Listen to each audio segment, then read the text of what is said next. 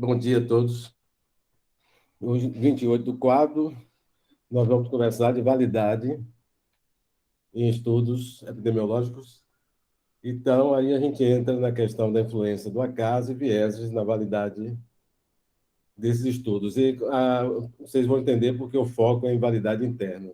Porque a validade científica dos estudos, você tem dois aspectos, a validade interna e a validade externa. O que a gente tem maior interesse é com a validade interna. O nosso estudo tem que se garantir por ele próprio, ser um bom estudo para que ele tenha, a gente sinta com a capacidade realmente de começar a pensar na possibilidade desse estudo se aplicar esses resultados em algumas populações, né? Com as limitações, pelas características das próprias pessoas desse estudo, você pode, se ele se garante pela sua validade interna, a, a, você propor, sugerir que esses resultados podem ter importância também para tais e tais ou outras populações, ou populações de modo geral. A validade interna, portanto, é o grau de proximidade dos seus resultados de um estudo com o fenômeno real na população. Ela está mais relacionada com os métodos do estudo. E a validade externa é o grau com que se pode generalizar os dados no estudo para outras populações.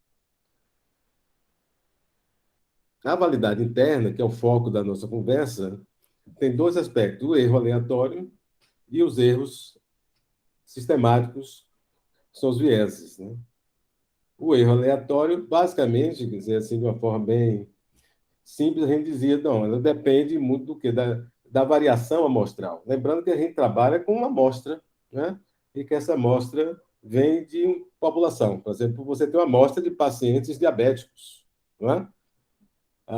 E você quer fazer inferência para uma população de diabéticos. Olha que essa população pode ser uma população geograficamente visível, mas pode ser população de diabéticos de modo geral. Né? Quem são os diabéticos de modo geral? Se você pensar em diabetes de modo geral, tem indivíduos que nem desenvolveram diabetes ainda, que você pode aplicar esses resultados futuramente. Então, é uma coisa teórica em alguns aspectos. Nem sempre é só a população geográfica, por exemplo. Né? Se eu fizer aqui uma amostra da população de Salvador uma amostragem, eu tenho a população de Salvador. Daqui a um ano eu esteja fazendo inferências para uma população de uma determinada faixa etária de pessoas que só vão entrar nessa faixa etária no ano que vem, por exemplo. Né?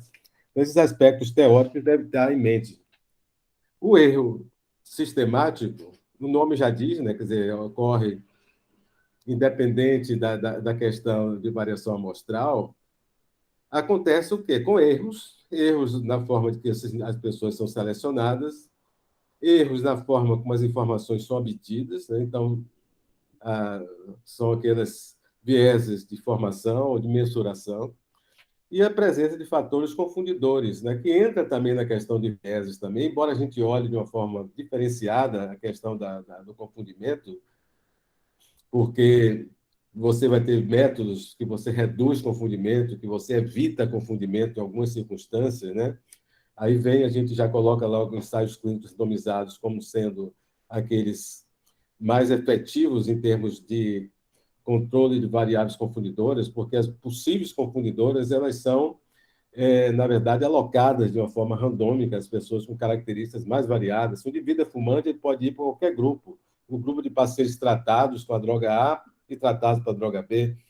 Então, se o estudo é grande, o tabagismo passa a não ser uma variável confundidora. E quando nós chegarmos em ensaio clínico, vocês vão ver uma característica também importante, é você ajustar para variáveis desconhecidas, né? Porque a inferência, o que você tem, a premissa é de que a variável, independente se ela é conhecida ou não, a probabilidade dos indivíduos com aquelas características eles serem alocados para qualquer grupo, a probabilidade é igual, desde que o estudo seja um estudo grande, né? Não vamos transferir isso para um pequeno ensaio clínico, onde você pode ter grandes desbalanços. O erro aleatório é a questão da variação ao acaso e aquela raciocínio, né? E você tem uma amostra, se fosse várias amostras, se você estivesse fazendo ah, uma simulação, por exemplo, né? Em que você estivesse tirando várias amostras dessa população, você teria variações nessas medidas, né? Essas variações serão maiores ou menores na dependência de alguns fatores, mas ah, o tamanho amostral seria o mais importante, né? Seria aquele mais importante.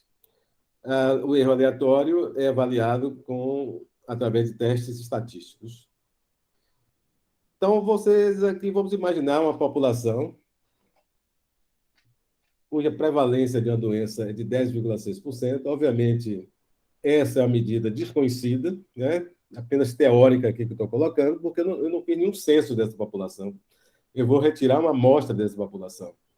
Mas essa prevalência real, mas não conhecida, é de 10,6%. Em pessoas com essa característica, tem idade superior a 18 anos, residindo nessa região, uma região muito extensa, com uma grande população de pessoas dessa faixa de idade, e você vai ter uma amostra nessa população, né? Vamos para estar dentro da teoria da distribuição amostral, de que essa amostra seja uma amostra probabilística, né? Cada indivíduo dessa população com idade superior a 18 anos, cada pessoa teve a mesma probabilidade de fazer parte do estudo, né?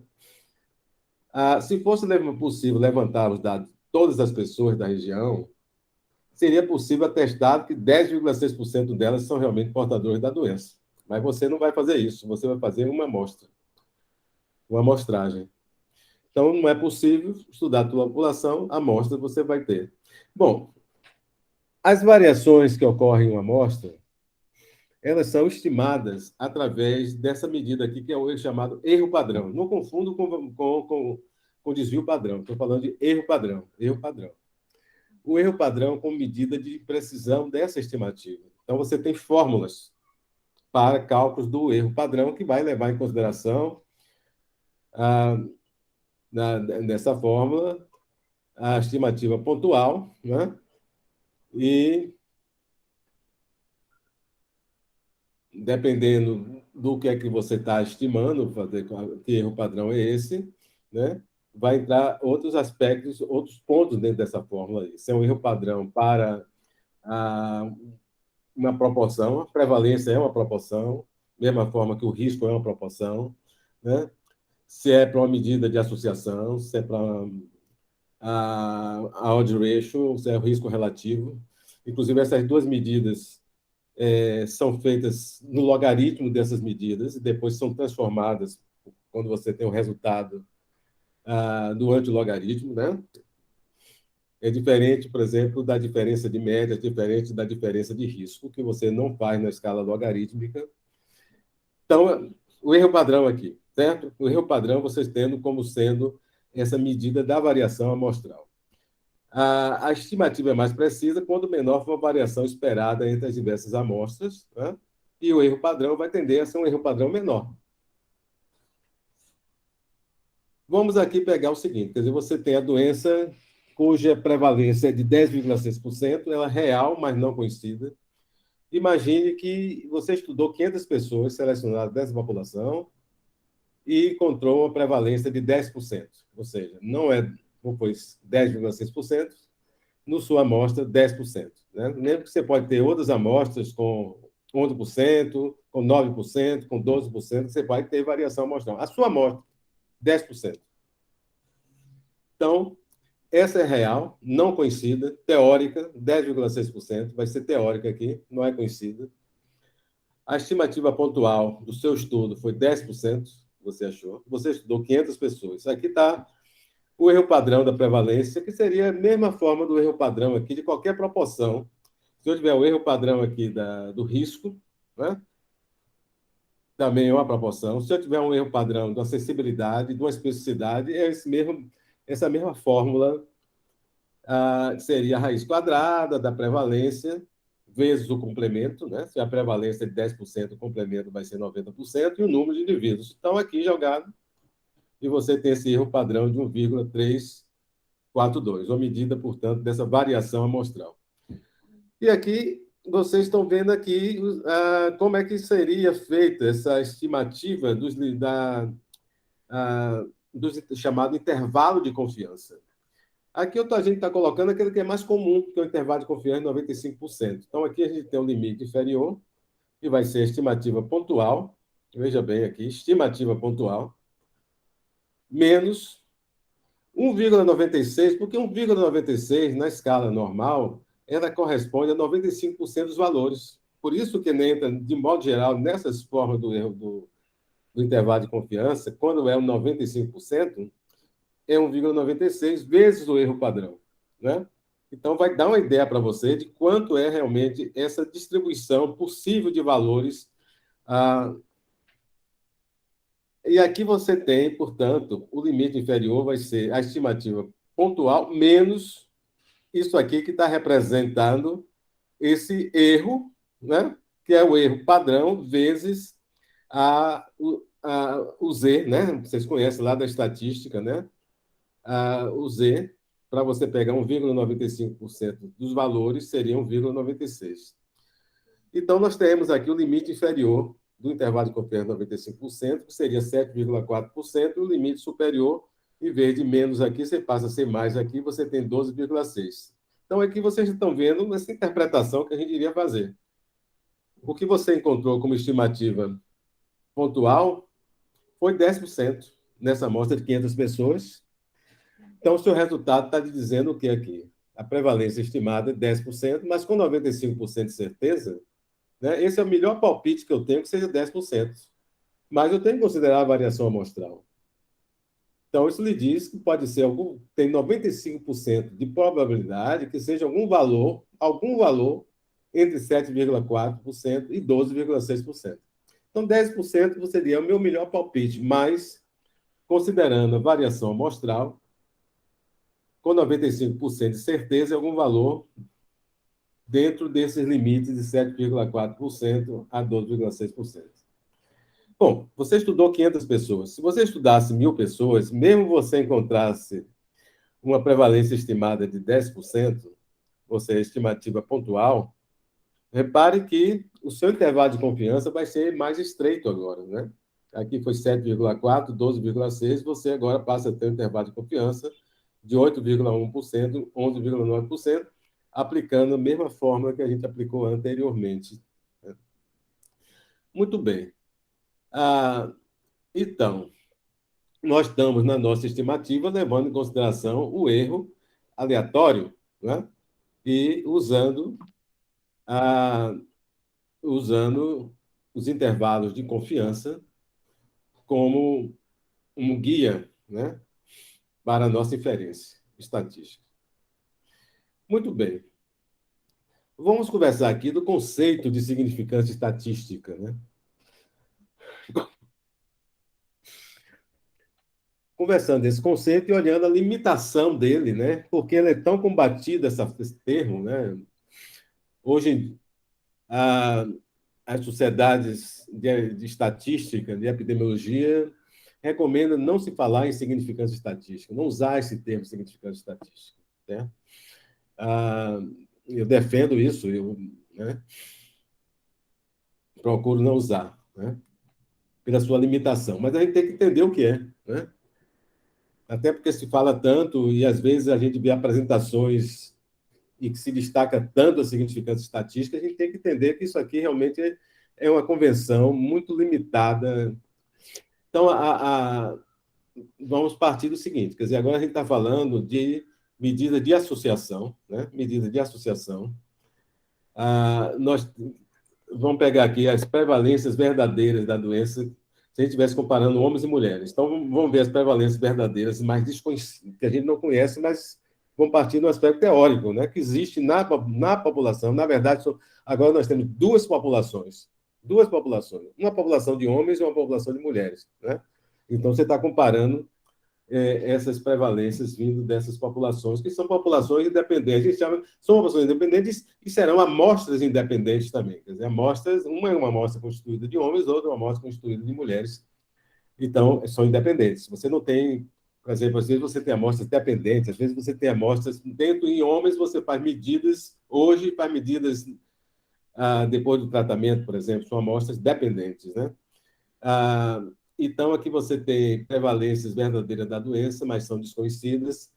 de uma doença que é mais frequente nos homens, 13,5% nos homens, a prevalência, e nas mulheres, 8,5%.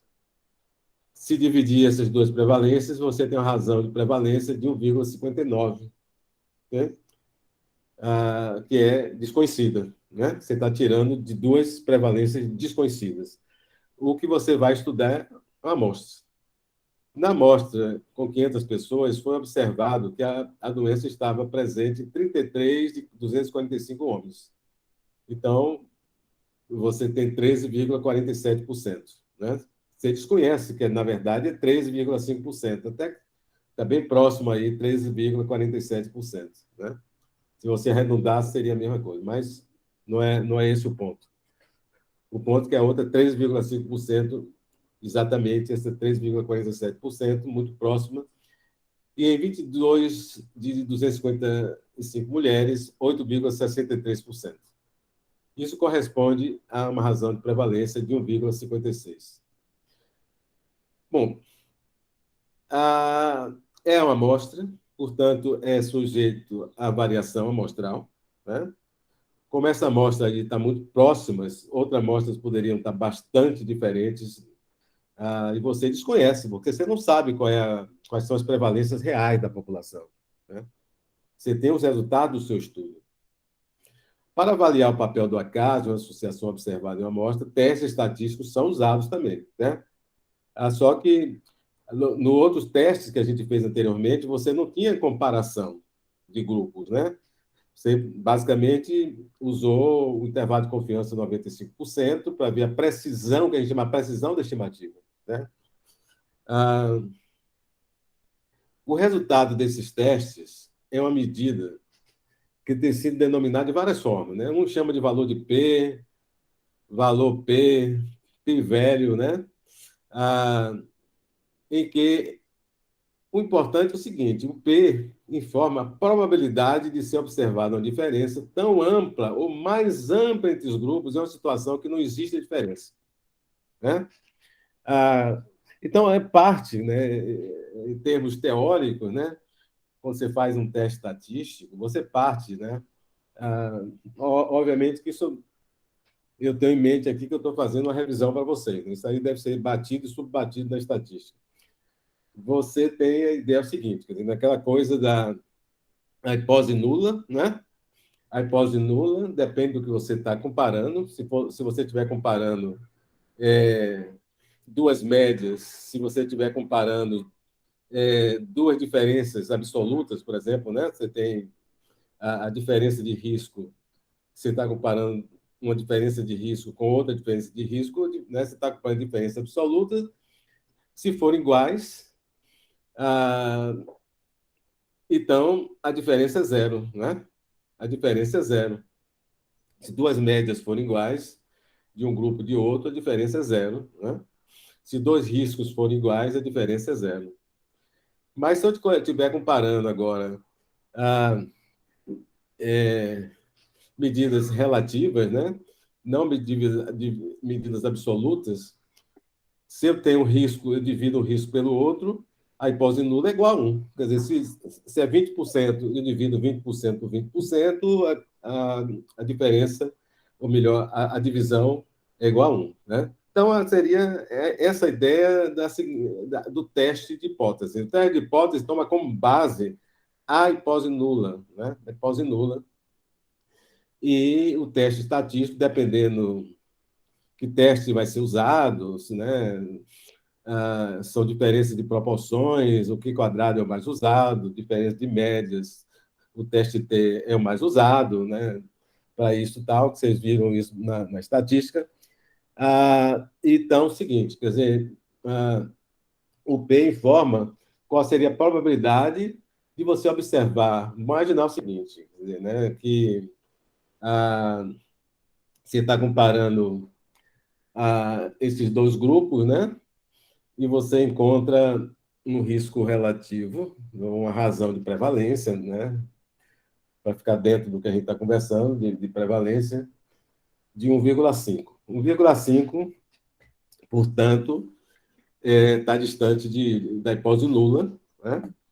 Da hipótese nula, mas A ideia é, se você partir de uma população que não existe nenhuma diferença, certo? Não existe nenhuma diferença, ou seja, a razão de prevalência seria igual a 1, né? Não tem diferença nenhuma se você está vendo a razão de prevalência seria igual a 1.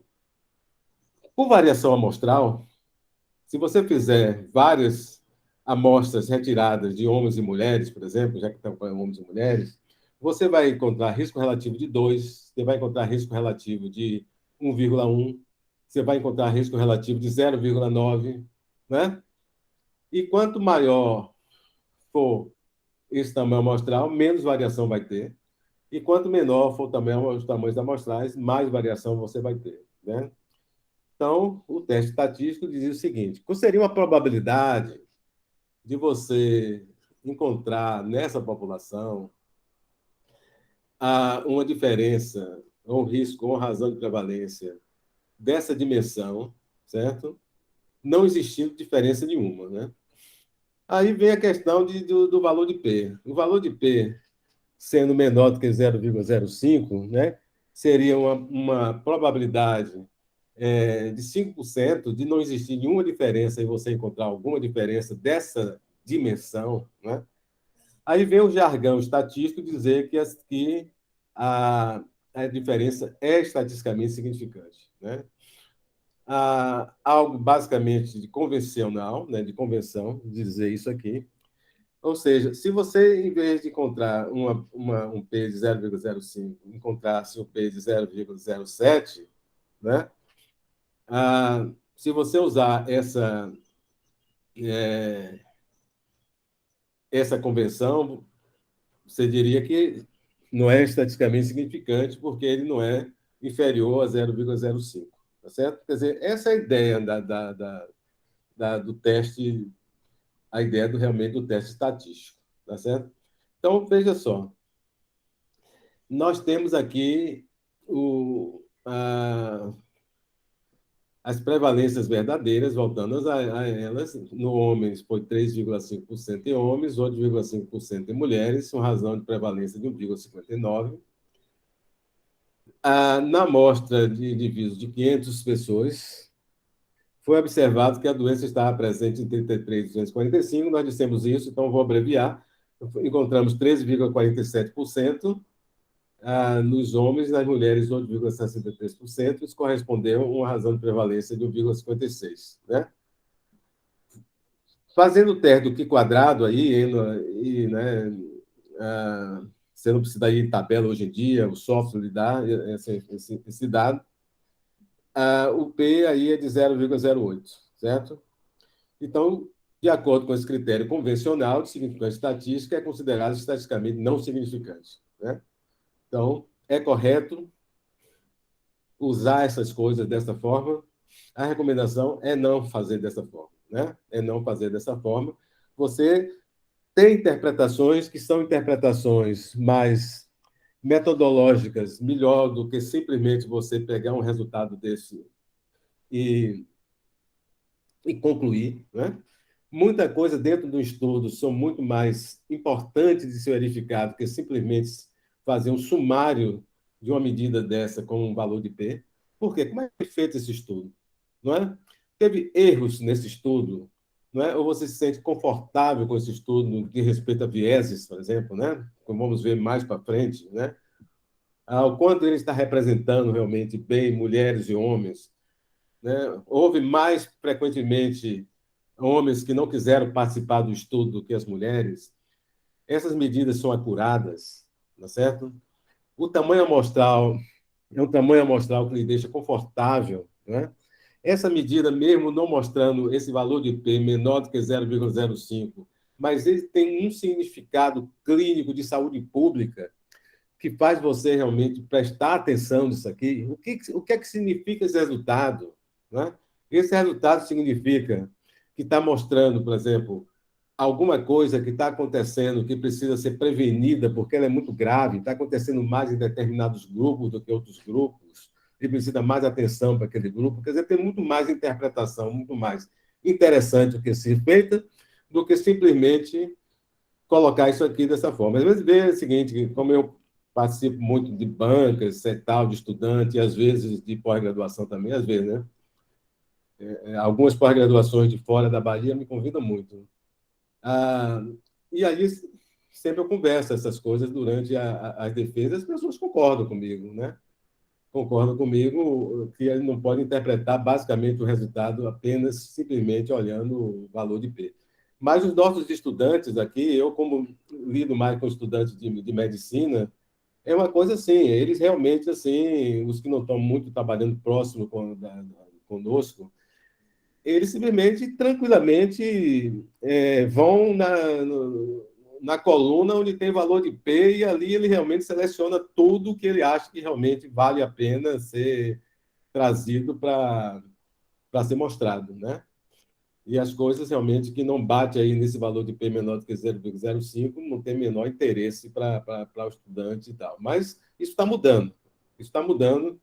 Eu fico satisfeito realmente de ver que está mudando isso aí com essas insistências nossas dizer que não pode ser dessa forma assim tão simples de estar raciocinando com variação amostral. Bom, intervalo de confiança também tem suas limitações, porque o princípio é muito parecido com você determinar valor de P, mas traz informações adicionais, né? O intervalo de confiança ele mostra a precisão da estimativa através da largura no intervalo. Então, você já pode até já ter uma ideia clara, por exemplo, você tem um intervalo de confiança muito largo, você dá uma olhada que você deve estar tendo, ou um tamanho amostral, deve ser pequeno desse estudo, para o que está sendo testado, deveria ter um tamanho amostral maior, para dar uma precisão de estimativa maior, né? A própria medida, ela em si, ela é muito sujeita à variação de pessoa para pessoa, né? Também, né? A, então, já o tamanho, a largura, já lhe dá isso. O valor de P é uma só medida, ela não dá isso, né? O intervalo de confiança, pelo menos, tem dois pontos, ele tem um limite inferior e superior, o que lhe permite você realmente pensar de uma forma mais ampla, né? Você tem a estimativa pontual, né? O valor de P está ele lá, valor de P, acabou, né? Quando você olha uma estimativa pontual, que eu acho que a primeira coisa que se deve no resultado é olhar a estimativa pontual, né? O quanto isso realmente representa, né? Sua interpretação clínica de saúde pública, né? A doença está acontecendo 3 vezes mais, porque o risco relativo, a razão de prevalência é 3. O que é que isso significa, né? Vamos olhar o intervalo de confiança, que é a precisão dessa estimativa, né? Então, o valor de P não lhe dá esse intervalo de confiança, né? Ah, então, você tem um limite inferior e superior e fornece a interpretação do próprio valor de P. Porque se o intervalo de confiança não cruzar aquela hipótese nula, né? Se você tiver a estimativa pontual é acima de 1, por exemplo, né? Então, 1,56, o intervalo de confiança 95% vai de 1,1, está muito próximo a 1, mas está acima de 1, até 3, alguma coisa dessa natureza, até 2, e tal. O que é que está dizendo para você? De que o valor de P deve ser menor do que 0,05, né? Porque você não cruzou a hipótese nula. Quer dizer, também, repare, se você não se sente à vontade de raciocinar sem o valor de P, o intervalo de confiança de 95% já lhe informa isso aqui, né? Também, né? Porque você não cruza a hipótese nula. No exemplo nosso lá, esse exemplo que a gente está dando aqui, o valor de P é 0,08, né? Se você for em cima, literalmente, da significância estatística, você vai dizer que é estatisticamente não significante, né? A, é, a estimativa pontual foi 1,56, né? Então, se você vai descrever esse resultado, você vai colocar que a razão de prevalência é 1,56, intervalo de convênio 95, 0,94, 1,56, certo? Bom, sem entrar em muitos detalhes de como esse estudo foi feito, etc. e tal, né? Quer dizer, seria uma coisa importante para uma visão mais real do que é que a gente está realmente diante, o que é que esse resultado significa. A gente vê o seguinte, quer dizer, estimativa pontual, vamos imaginar que alguma coisa que a gente esteja testando aqui, que 56% a mais seja realmente algo importante, né? Seja algo importante. Essa é uma medida relativa, né? às vezes as medidas de diferença são até mais importantes, né, do impacto dessa doença, às vezes, numa população ou num grupo populacional, né? Partir realmente da diferença de prevalência ou diferença de risco, mas vamos pegar basicamente aqui a razão de prevalência, 56% maior no grupo do que no outro. Tal. O intervalo de confiança de 95%, ele cruza a hipótese nula. Ele cruza a hipótese nula. Mas se você olhar, ele está muito mais para a tendência de jogar para acima de um do que abaixo de um. Né? O que você pode dizer é o seguinte: eu estudei 500 pessoas, será que esse estudo com 1.000 pessoas, com 800, com 1.000, né? Não mostraria uma precisão de estimativa maior, né? E ficaria tudo acima de um, né? Talvez para testar essa diferença, se fosse mais interessante realmente ter uma amostra maior. Pode ser uma interpretação sua, ou como pesquisador, quer dizer, a minha limitação do meu estudo foi, me parece, o tamanho amostral, ou na leitura de um artigo, né? Você não abandonar um excesso de dados simplesmente porque cruzou a hipótese nula, ou porque o valor de P foi igual a 0,08. Né? Você saber discutir um resultado, se ele tem clínica, se ele clinicamente é importante, ou se ele é importante em saúde pública, você saber discutir um resultado, mesmo na ausência de valor de P, que a gente não dá grande importância hoje em dia a isso, né? E que tenha cruzamento da hipótese nula através do intervalo com 95%. Né? Você pode estar trazendo alguma coisa interessante para a literatura, mostrar as limitações do seu estudo, né? E sugerir já algum um trabalho posterior. Né? E quantas vezes você tem tantas limitações, por exemplo, na literatura para tratamento de determinadas doenças, que são principalmente doenças que são raras. Você não pode ter doenças raras, né? É difícil você ter grandes tamanhos amostrais para determinadas doenças que são raras. Então, os estudos são pequenos, relativamente pequenos. Né? Ah, e você já pode começar a mostrar alguma coisa que seja ah, possível de trazer algum benefício, né? Mas que não tenha tamanho amostral suficiente para lhe mostrar, por exemplo, uma precisão de estimativa maior, etc. e tal, né? Mas pode ser uma sugestão, né? Você vai levar em consideração várias coisas, né? Quais são os possíveis efeitos adversos desse medicamento? Você não tem, ainda não lhe dá muita certeza em termos de benefício, em termos de efetividade, mas a mortalidade é muito alta da doença, sem tratamento, né? Essa pode ser uma esperança, coisas assim, quer dizer, né? ah, não existe evidência. Quer dizer, a coisa é a seguinte: a ausência de evidência não significa, ou, quer dizer, a ausência de diferença não significa ausência de evidência. Quer dizer, você abandonar simplesmente algo porque realmente você não encontrou uma diferença estatisticamente significante, não significa ausência de evidência. Infelizmente, essas coisas estão sendo vistas dessa forma, né?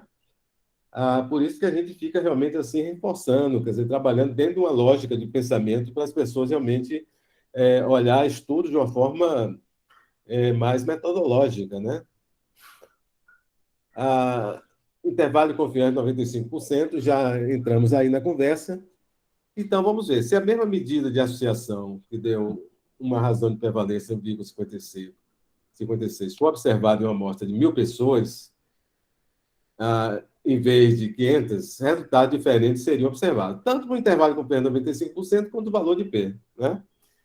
Então, com o aumento do tamanho amostral, se você passar. Vamos imaginar, quer dizer, você encontrou, quer dizer, você pode repetir, aumentar o estudo, vai necessariamente a razão de prevalência não vai ser 1,56, certo? Porque você está aumentando o estudo com outras pessoas também, né?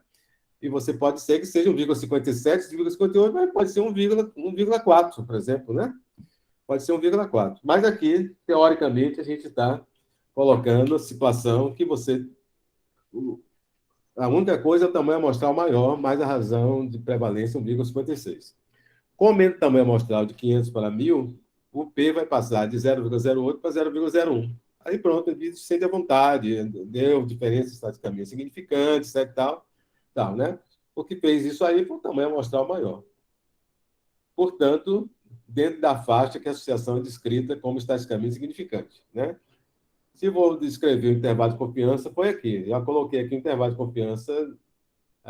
Aqui está a razão de prevalência. Eu coloquei assim, teoricamente, como se fosse a mesma razão de prevalência, 1,56. O intervalo de confiança, 95%, 1,09, 2,24. Né? Não está cruzando a hipótese nula, como a gente já esperava, porque você está vendo lá, está correspondendo ao valor de P também, quer dizer, 0,01 centavo. Né? Você pode não ficar à vontade também, mesmo esse resultado dando essa, mostrando esse intervalo de confiança de 95%, né? É, você ficaria mais à vontade se esse intervalo de confiança, o limite inferior não pegasse tão próximo à hipótese nula, não é verdade? Você gostaria de ter uma estimativa é, intervalar, né, muito mais precisa do que essa aí, né?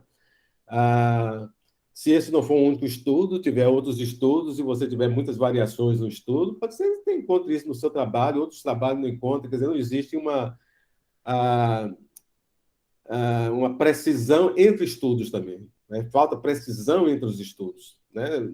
Você pode ter encontrado essa diferença estatisticamente significante e esse intervalo de confiança que não cruza hipótese nula pelo acaso também, né? Pelo acaso também, né? Então, você não vai simplesmente assim fechar as coisas e falar de que um tratamento é melhor do que o outro, etc. e tal, porque um estudo mostrou isso. Vou olhar esse estudo, como é que foi feito, se tem erros nesse estudo, né? Importante, né? Os erros sistemáticos, para que realmente você comece a se sentir mais à vontade, né? E nem sempre você se sente tão à vontade simplesmente com um único estudo, né? Mostrando alguma coisa, principalmente quando não é alguma coisa assim que você sente que vai ser assim, tão salvadora para as pessoas, e você sente que tem outro lado da questão, né? Que tem os efeitos adversos, que tem custo, etc. e tal. Quer dizer, a avaliação para tomada de decisões, de resultados na prática, né? Ou na clínica, ou na saúde pública, não é uma coisa assim tão simples, de olhar um resultado e pronto, acabou, não é? Olhando o valor de P, jamais, né? Mas mesmo olhando todos esses aspectos do estudo, você tem que olhar várias coisas. O que é isso? É uma intervenção em saúde pública que você vai fazer, né?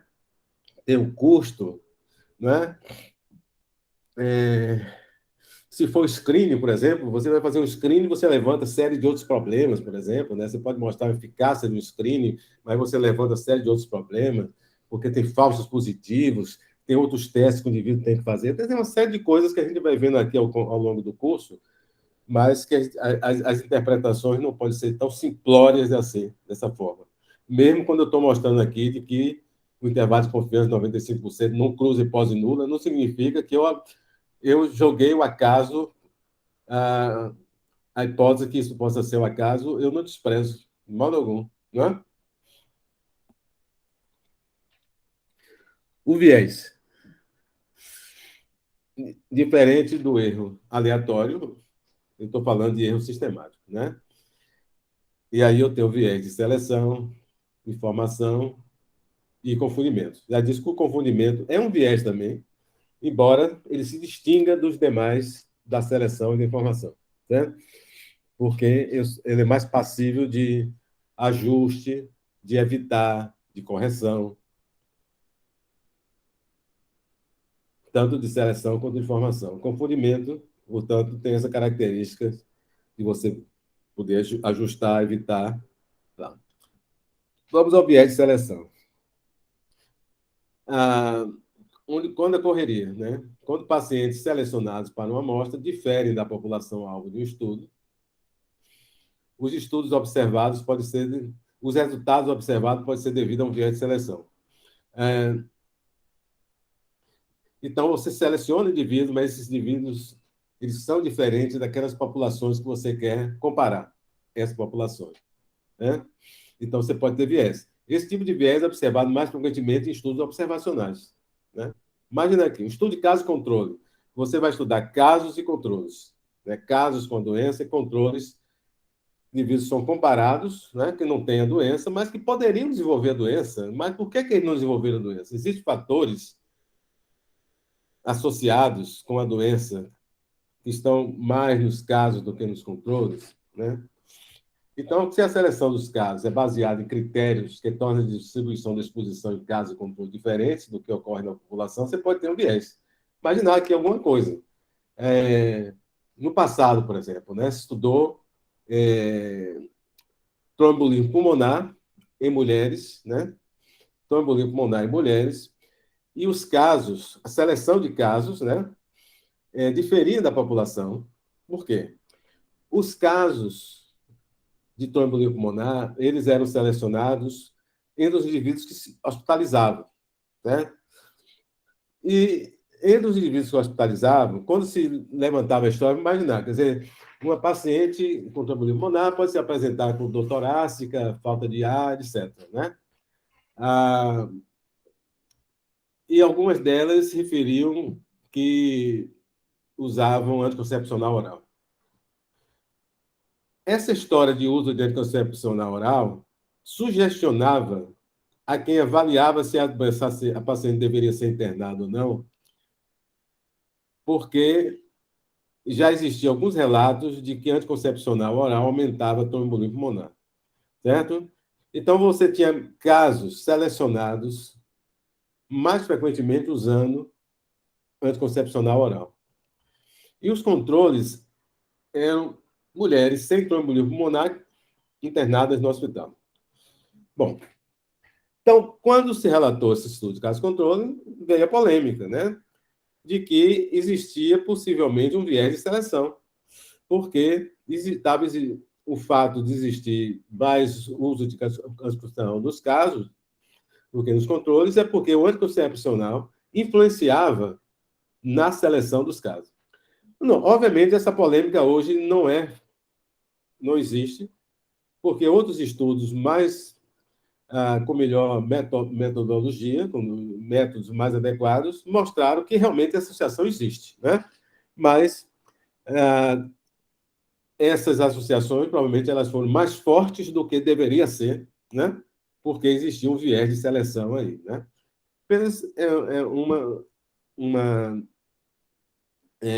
um exemplo, né? Que a gente está colocando, né? A mesma coisa pode acontecer, por exemplo, indivíduos com determinadas condições, por exemplo, eles podem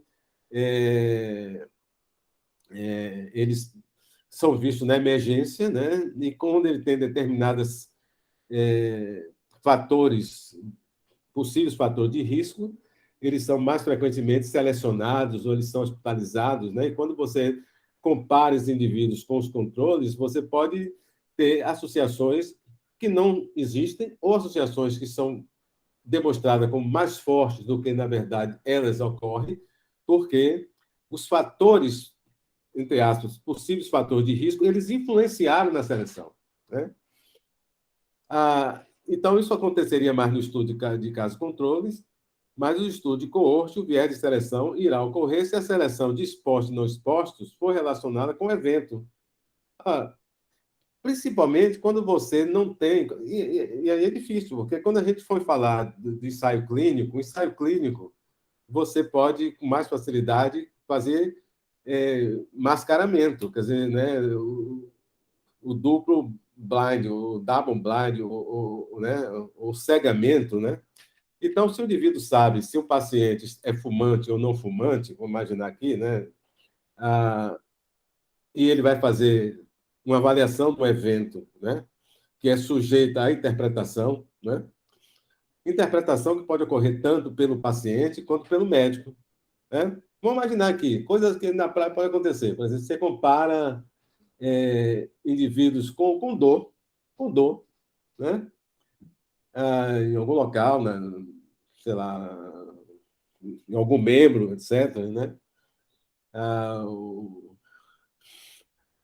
Vou colocar aqui, não, pode ser cirurgia, mas talvez alguma outra coisa que não cirurgia. Acupuntura, por exemplo, né?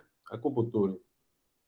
Sem tirar o mérito de acupuntura, só apenas dizer que a gente tem que interpretar dessa forma, né? Já que ela é usada para dor, etc e tal, né? Mas você sabe o indivíduo que fez acupuntura e o indivíduo que não fez. Às vezes você pode fazer acupuntura e fazer o chão de acupuntura, fazer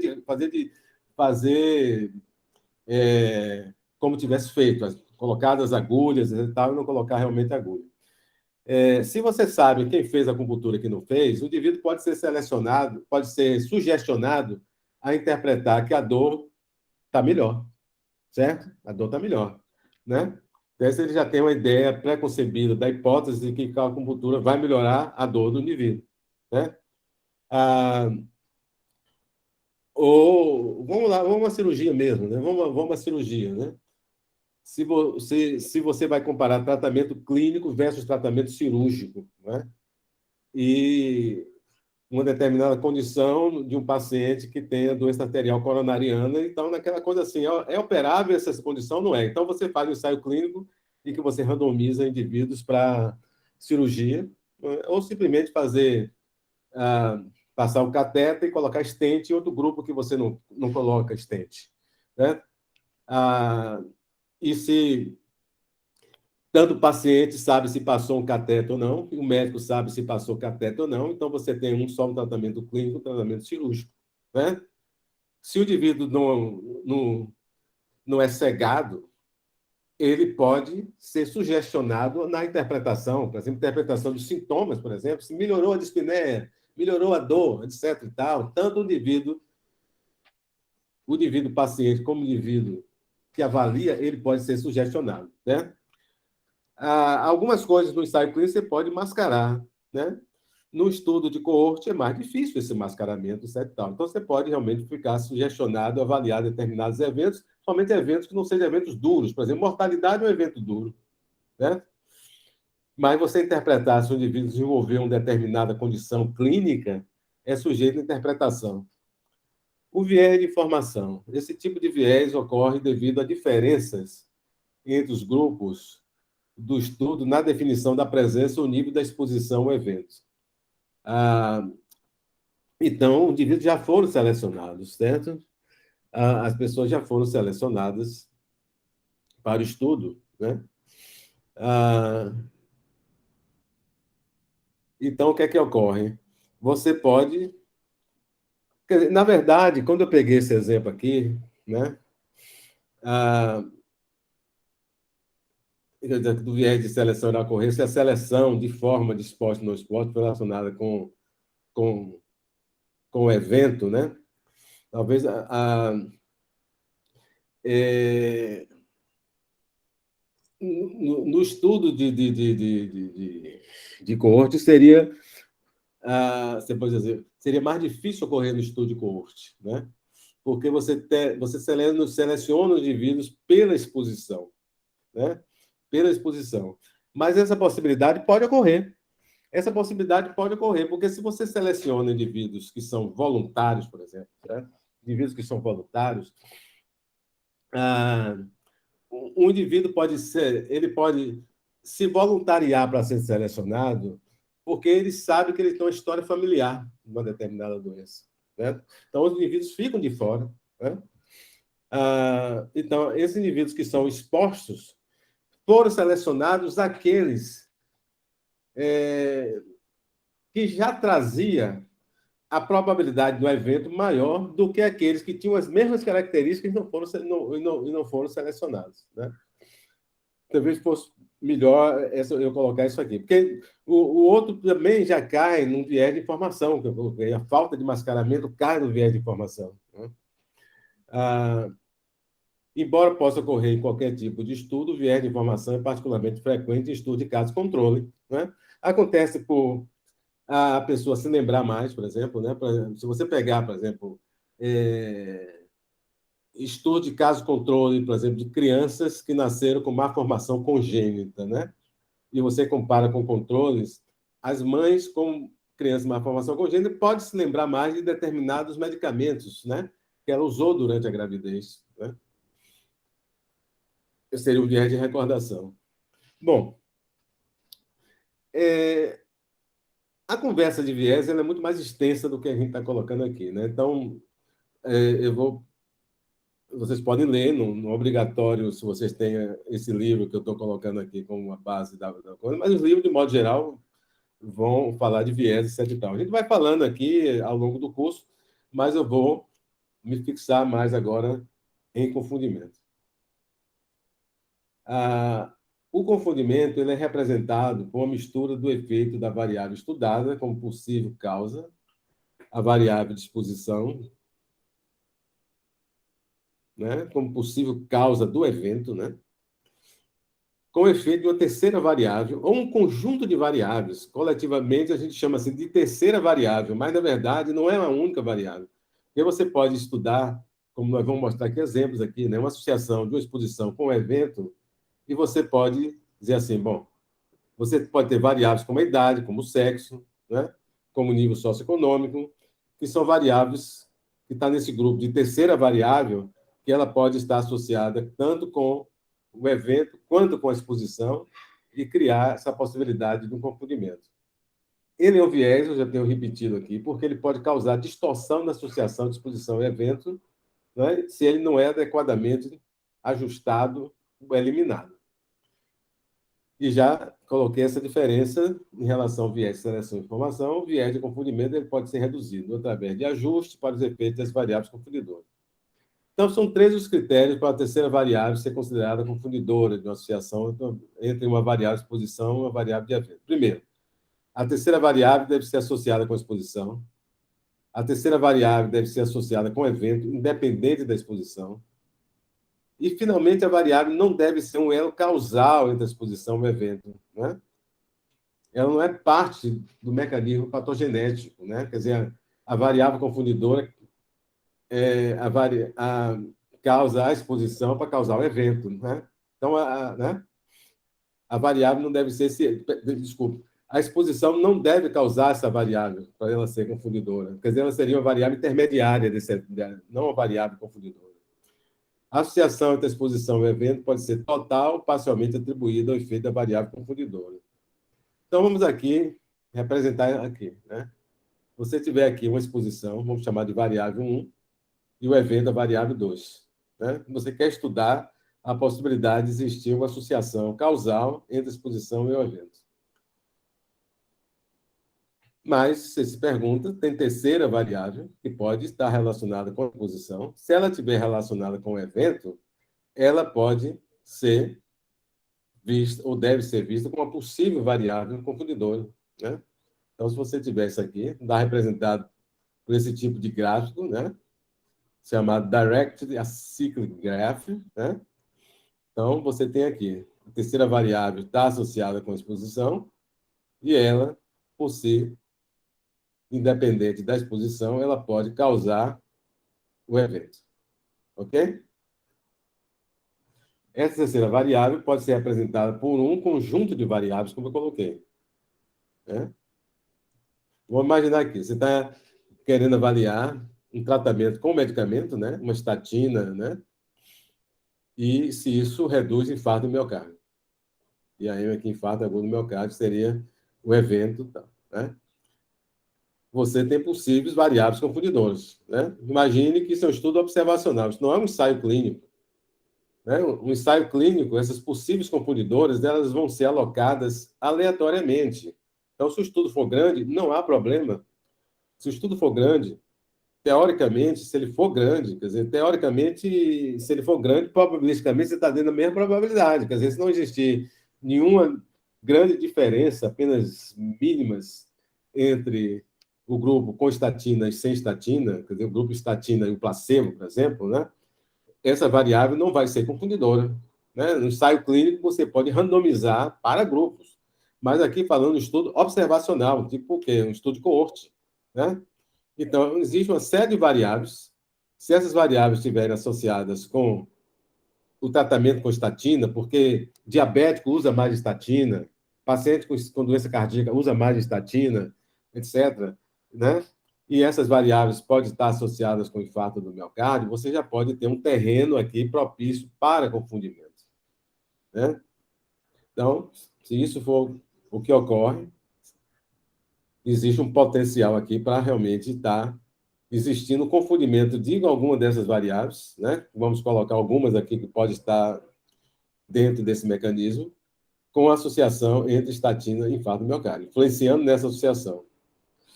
Diabetes seria uma, diabético usa mais estatina, diabético tem mais infarto do miocárdio, então está bem lógico você considerar a diabetes como uma possível variável confundidora dessa associação. Mas várias outras, né? Diabetes, idade, né? Idade pode dar, sexo e outras sociodemográficas vão estar associadas com o tratamento, né? Pacientes mais velhos provavelmente vão usar mais estatina, às vezes existe diferença, os homens usarem mais do que as mulheres, outras sociodemográficas também, infarto do miocárdio está relacionado com idade, com sexo, com outras variáveis sociodemográficas, então são possíveis, né? Comorbidades, como doença renal, ele já ter doença cardiovascular. A gente coloca aqui, dizendo que essas variáveis, coloca esse retângulo, elas podem ser ajustadas, por exemplo, né? Fazer ajuste usando modelos para ajustes dessas variáveis. Tudo bem, se você conhece as variáveis, né? Diabetes, e se você está diagnosticando direito, né? Idade, lembre que idade, existe uma gama imensa de idades e associações dos mais jovens podem não ser as associações dos mais velhos, né? As sociodemográficas, você nunca consegue fazer um ajuste completo, porque você usa as variáveis sociodemográficas como ocupação, como educação, etc. E tal. A premissa se elas refletem exatamente as diferenças sociodemográficas, as comorbidades, né? Pode ter erros de medida, certo? Mas quando você faz isso adequadamente, vamos admitir do ponto de vista mais teórico, você pode ajustar. Mas você não pode ajustar para as variáveis não conhecidas, né? São as variáveis não mensuradas. Se você não as conhece, como é que você vai ajustar? Esse é um problema sempre do estudo observacional, né? Esse não é um problema no ensaio clínico randomizado, porque você tem a premissa no ensaio clínico randomizado que mesmo as variáveis não mensuradas, elas se distribuem igualmente para os grupos de tratamento, né? Num grande ensaio clínico, eu volto a frisar isso aqui, né? Você tem um ensaio clínico pequeno, você pode ter desbalanço em várias variáveis, né? Se apenas tem 50 indivíduos no grupo, 50 no outro, o simples fato de você dizer que é um ensaio clínico não me dá essa garantia de que essas variáveis, né? O que você pode mostrar é que essas variáveis conhecidas, elas se distribuíram de forma similar entre os grupos, as conhecidas, mas as desconhecidas, né? Mesmo as conhecidas, de um modo geral, para esse estudo tão pequeno, você vai ter desbalanços, né? De modo geral. E as desconhecidas sempre serão um motivo de preocupação, né?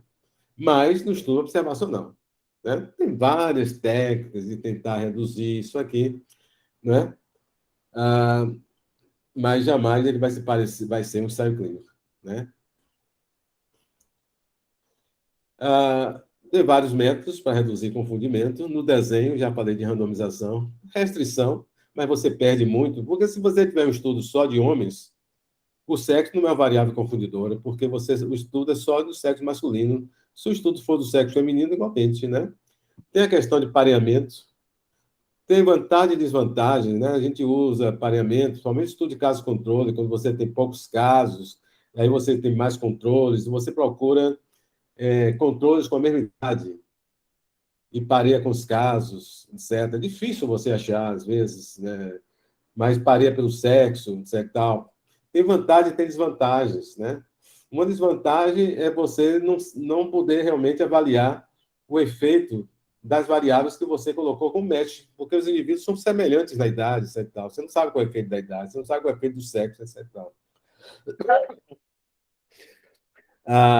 Na análise dos dados, né? Aqui seria bom, o pareamento ele é do desenho da análise, porque quando você pareia, você tem que levar em consideração o pareamento também na análise.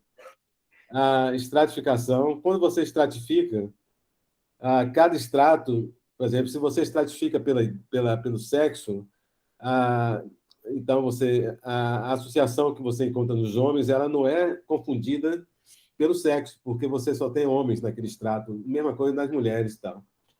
Essa técnica de mental renzo, que a gente vai brevemente conversar aqui, e as outras que a gente, algumas delas, né? Jamais esse curso vai ser completo em termos disso aqui, mas algumas sim. Eventos categóricos, regressão logística, Poisson, regressão de Cox.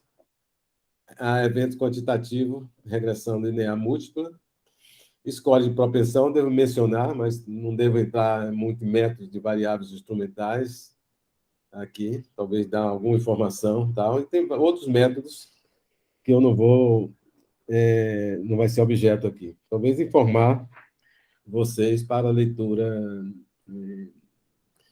caso vocês precisem ou caso queiram entender algum artigo. Então, aqui, vamos partir de alguns exemplos, né? E verificar situações com confundimento e sem confundimento. Exemplo 1 aqui, peguei aqui, que fosse um banco de dados de indivíduos com várias combinações, um sendo tratado, zero não recebeu tratamento. Por exemplo, se fosse um estudo observacional, o grupo que foi tratado, o grupo não tratado. Não é um ensaio clínico, tá certo? Não é um ensaio clínico. Você tem o evento, um é evento, zero é não evento, e essa possível variável confundidora seria diabetes, certo? Diabetes. E aqui está o número de indivíduos em cada grupo aqui, certo? Em cada subgrupo, o número de indivíduos. Então, o que eu quero saber é se o tratamento está associado com evento, se ele reduz evento ou se ele aumenta evento, né? E diabetes são possível variável confundidora. Bom, aqui a gente está vendo se existe associação do diabetes com o tratamento. O tratamento é variável de exposição, diabetes é a variável possivelmente confundidora. Você já está vendo que a distribuição é similar. Você tem 28% de diabéticos em cada grupo, né? 28% de diabéticos em cada grupo aqui, né? Então, diabetes não deve ser uma variável confundidora, porque ela não está associada com tratamento, né? Observe que isso é um estudo observacional, mas isso é o que a gente vê mais frequentemente no ensaio clínico, né? Porque se randomiza indivíduos, se tivesse indivíduos que foram randomizados por grupo de tratamento e não tratamento, com frequência no ensaio clínico você vê isso aqui, né? O percentual muito parecido né? Porque os indivíduos foram alocados randomicamente, né? Diabetes está associado com evento, você está vendo o risco relativo aqui, 1,22. Imaginar aqui que seja um estudo de um ano de duração, etc. Né? Então, você está vendo aqui o percentual de eventos. Diabetes é associado com evento, mas diabetes não é associado com tratamento. Pelo fato dele não ser associado com tratamento, não deve ser uma variável confundidora, mesmo que ela seja uma variável associada com o evento. Então, aqui, a gente vai mostrar depois, mas aqui a gente mostrou de que o risco relativo não ajustado, né? O cru, né? Foi de 1,24. Você comparou esses dois riscos aqui, né? 54,7% e 44,3%, 1,24. Mas quando você fez o ajuste para diabetes, também continuou 1,24. Né? Quer dizer, não mudou nada, porque diabetes não está tendo uma influência como variável confundidora aqui. Né? Okay? Vendo isso aqui, você diz assim, bom, diabetes não vai nem precisar de ajuste para ela, porque ela não tem, ela é distribuída similarmente entre esses dois grupos aqui. E aqui está dito aqui, mostrado na análise que nós fizemos, que realmente era tanto a medida ajustada e a não ajustada é a mesma. Esse exemplo 2 aqui, né? Também nós estamos interessados na associação do tratamento com o evento, né? E diabetes entrando com a variável confundidora. Só que aqui você tem o seguinte, quer dizer, no grupo tratado você tem muito mais diabéticos, 47,1%, do que no grupo não tratado, né? Se diabetes não for associado com o evento, ela não vai ser confundidora, mas ela é associada com o evento, né? O risco relativo é 1,88, ela tem associação com o evento. Aí você está vendo o seguinte, quer dizer, a medida não ajustada, você dividiu 56 por 44,8%, deu 1,26, se ajustou pelo um método que a gente vai ver aqui, que é o Menton Hanson, você já encontrou outro risco relativo. Quer dizer, se você tiver que relatar, essa medida ajustada é a medida mais adequada a você relatar. Você pode ajustar, medir as duas, né? Mas você tá, essa segunda aqui está dizendo que praticamente todo o risco que estava demonstrado maior no grupo tratado que não tratado, né? É porque você tinha mais diabéticos no grupo em tratamento, né? E diabetes é um fator de risco ela é relacionada com tratamento e é um fator de risco do evento, né? Então, você levando em consideração o efeito diabetes, você encontrou um risco relativo de 1,02, né?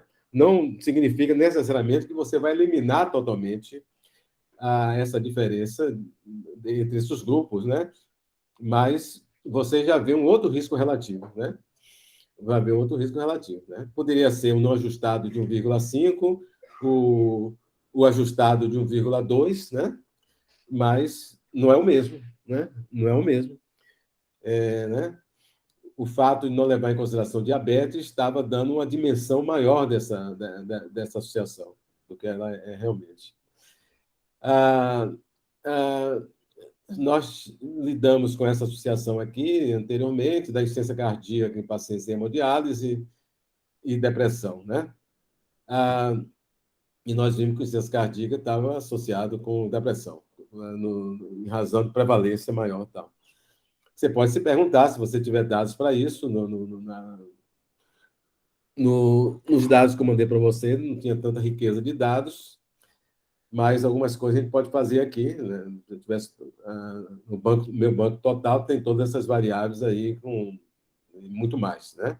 Mas você pode imaginar de que a raça do indivíduo pode estar relacionada com insuficiência cardíaca, pode estar relacionada com depressão. É possível ser uma variável confundidora, da mesma forma sexo, né? Homens e mulheres podem ter menos insuficiência cardíaca, mas, por outro lado, pode ter mais depressão. E indivíduos mais idosos podem ter mais insuficiência cardíaca, talvez mais depressão, ou não, talvez menos até, às vezes, né?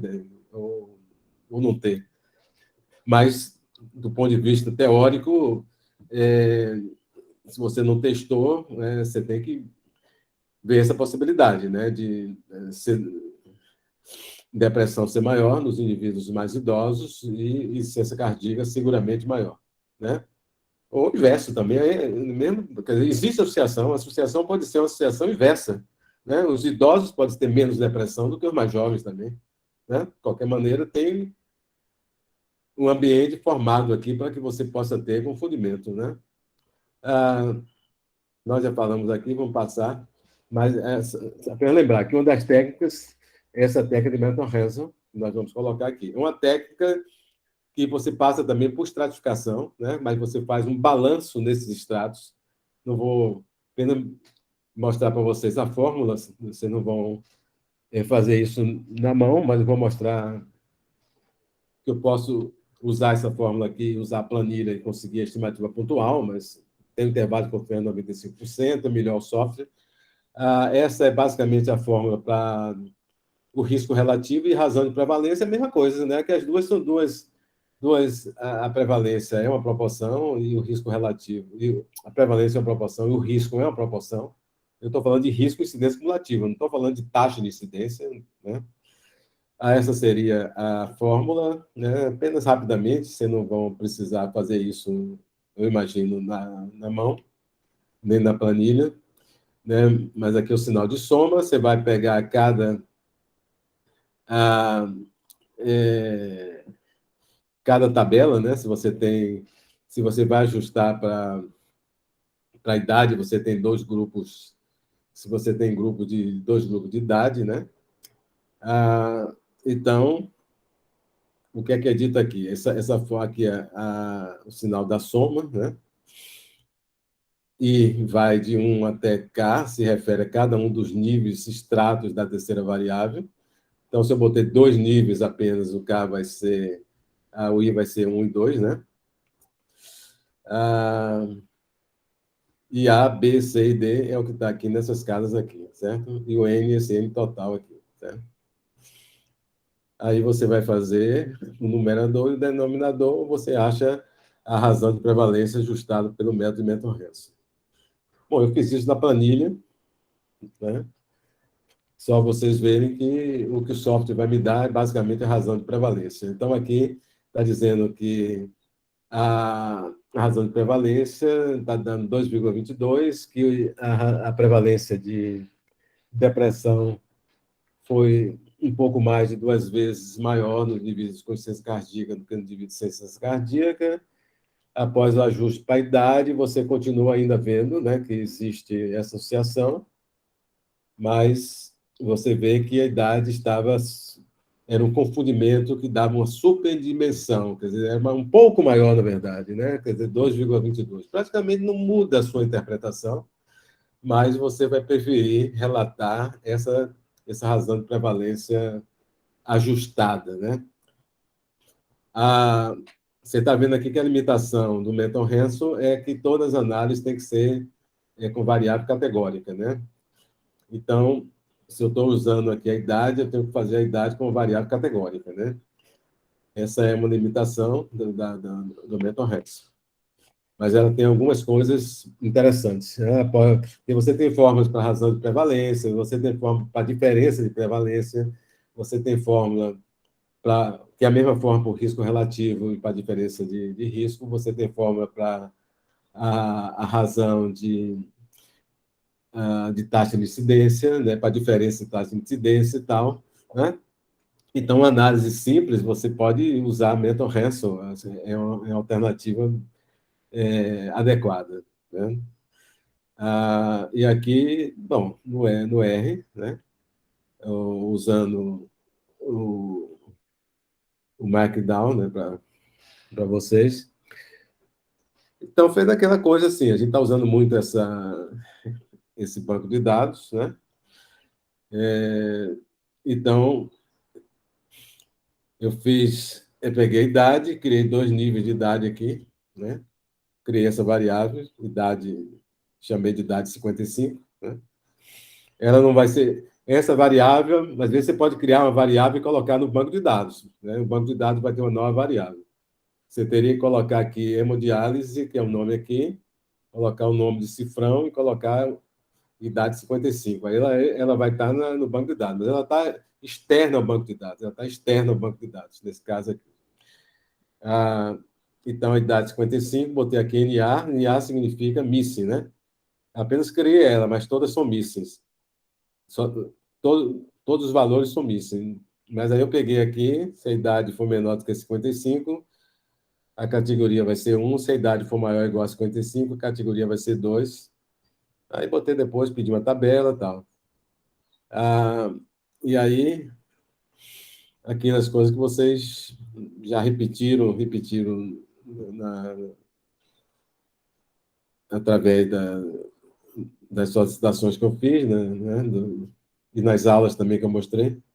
Criou uma tabela, mas essa tabela eu já sei que ela está com 1 e 0, então ela vai ficar para o EPR naquela forma invertida, né, que ele quer ver o EPR, que o evento seja a primeira coluna e que a exposição seja a primeira linha, né? Mas a gente usou essa alternativa, que na verdade é uma das alternativas da gente fazer essa inversão. É uma das alternativas. E aqui a gente está usando aqui o Library APR. Você sabe de duas formas que você tem que usar a Library. Uma é essa aqui, você solicita Library, o nome da Library.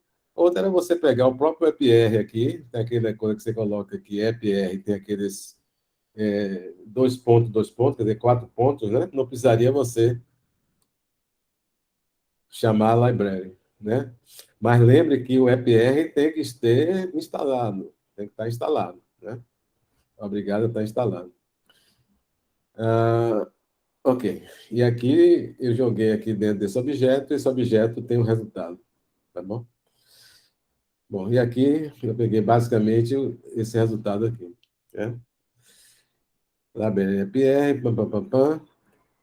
Então aqui você tem aqui, né? Que a prevalência de depressão 15% no grupo exposto, ou seja, o grupo exposto é o grupo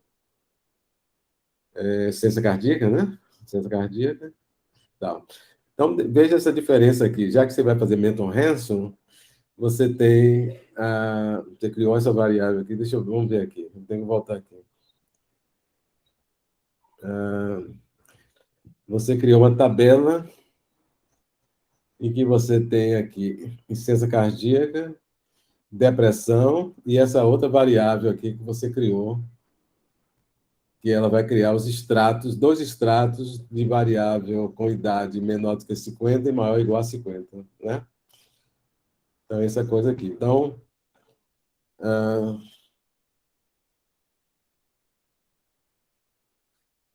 o resultado você vai colocar ou lá no trabalho que você está fazendo, né? O resultado você vai colocar aqui, uma forma de você colocar, insuficiência cardíaca sim ou não, depressão sim ou não. Tem cada grupo aqui o total, a prevalência aqui, 15%, 6,8%, e a razão de prevalência, e o IC 95, né? Coloca aqui o IC, quer dizer intervalo de confiança. Esse é o grupo de referência, que significa que você vai comparar a insuficiência cardíaca com não tem insuficiência cardíaca. Então, a referência igual a 1. Aqui está não ajustada, razão de prevalência 2,22, intervalo de confiança 95%, e aqui ajustada. E você está colocando aqui, você ajustou para quê? Né? Colocou aqui o asterisco, ajustado para a idade menor do que 50, maior ou igual a 50 pela técnica de Menton Health. Ok? Aqui, bom, já falei para vocês, né, vários métodos para reduzir confundimento, que nós usamos aqui foi basicamente o Menton Health. Ok? E o restante nós não vamos colocar hoje.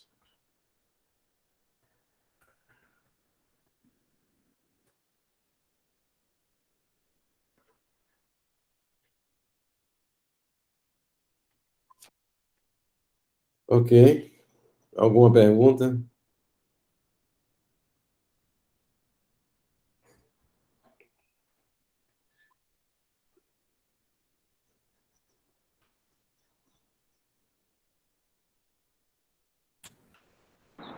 Seria bom perguntar, professor, em relação às demandas dos exercícios, como é que eles estão se sentindo?